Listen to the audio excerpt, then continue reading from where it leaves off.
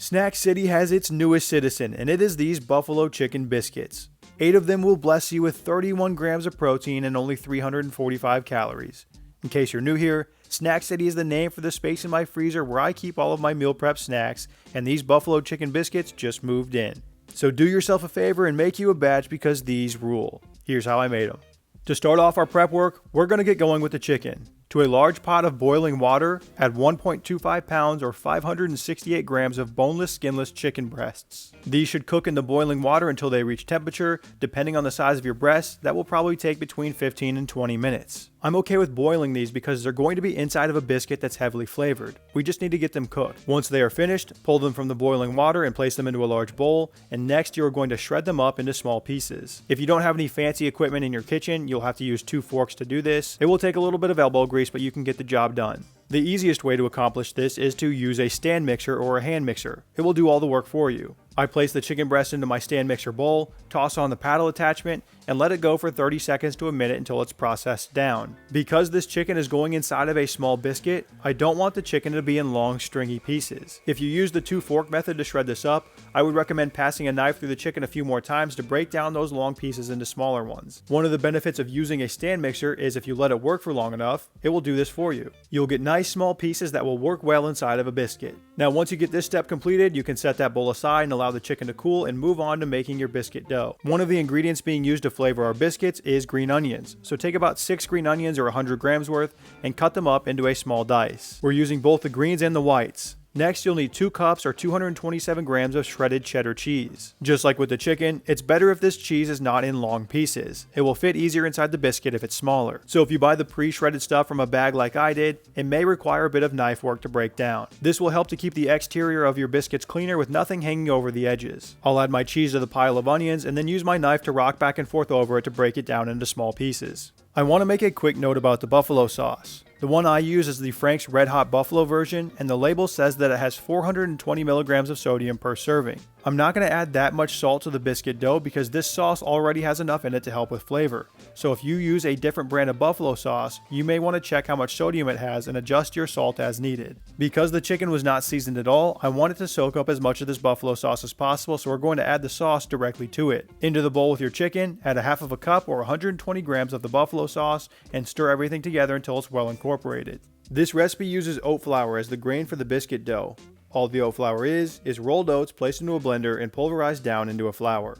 For the dry ingredients, place a large bowl over a scale and add in 2 2/3 cups or 320 grams of oat flour, 1/2 of a teaspoon or 3 grams of salt, 2 tablespoons or 16 grams of garlic powder, 3 tablespoons or 4 grams of dried parsley, and 2 teaspoons or 8 grams of baking soda. Whisk the dry ingredients together to break up any clumps and evenly distribute those seasonings. Next, crack 4 eggs into a bowl and beat to incorporate the yolks and the whites. Dump the beaten eggs into the bowl with the dry ingredients and then add in 2 2/3 cups or 600 grams of 2% cottage cheese, your 100 grams of onions and 2 cups or 227 grams of cheddar cheese, and lastly, all of your buffalo chicken. Give the contents of that bowl a strong mix to form the biscuit dough and get everything incorporated together. Ensure that you pick up all of the dry ingredients off the bottom of the bowl so that everything gets hydrated. To cook your biscuits, lay out a few sheet pans and spray them with a nice amount of oil. Laying down parchment paper onto the sheet pan can be a good idea as these biscuits tend to get sticky. To form the dough into biscuit shape, you will need a 1 ounce or 28 gram cookie scoop. You could do this with spoons, but it's going to be so much faster with the squeeze to release function of the scooper, and it's worth it just to buy one to save yourself the headache. As you are placing the dough onto the sheet pans, give about 2 inches of space between each biscuit. Once I fill up a pan, I'll put it directly into the oven at 375 Fahrenheit or 190 Celsius for 15 to 17 minutes or until they are golden brown across the top. It took me 4 trays of biscuits to get through all the dough, and I yielded 80 total biscuits. The oven can't fit all those trays at once, so once they are filled up, they go straight into the oven to help me save time. If you don't have enough trays to handle this amount, you will either have to make a smaller batch or wait for each round to finish in the oven to free up the sheet pan. You can place the dough into the fridge and slowly work through it over the course of the day as needed. I always like to make big batches of my snacks because it's more time efficient in the long run. Having to only cook the chicken and form the dough once is much easier for you even if it takes you a while to cook through all the dough. Once their time in the oven is complete, you can pull out the tray and you get these nice little biscuits that are perfect for snack time. As I had mentioned earlier, these can get a bit sticky, so find something with a sharp edge to help you get underneath them to release. I don't know what happened to all my metal spatulas, which would be perfect for this job, but I found this bench scraper that has a nice edge to it to help me out. It's going to depend on your pan too. This first pan I'm using is notoriously sticky. With the biscuits on this second one, I was able to use my fingers to pick them off. When all the biscuits were finished cooking, I pulled them from the oven and allowed them to cool on the counter. So if you were able to yield 80 total biscuits out of this recipe, each one of these buffalo chicken biscuits will have about 43 calories and 3.8 grams of protein. So a nice little snack of 8 of these suckers will run you about 345 calories with 31 grams of high quality protein.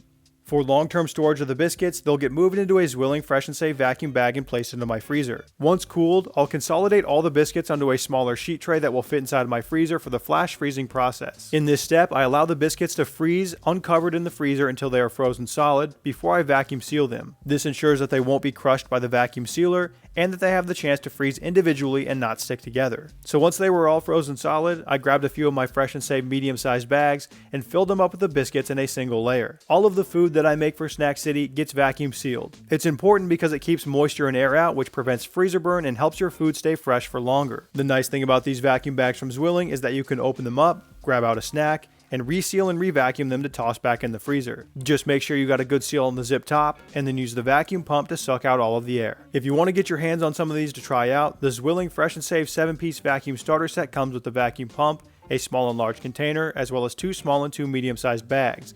And for US members of TMPM Nation, if you use the code MEALPREP at checkout, they'll send you 10 extra medium bags for free. Thank you to Zwilling for sponsoring this week's video. Now for the reheating. You have 2 main options, using the microwave or using the air fryer.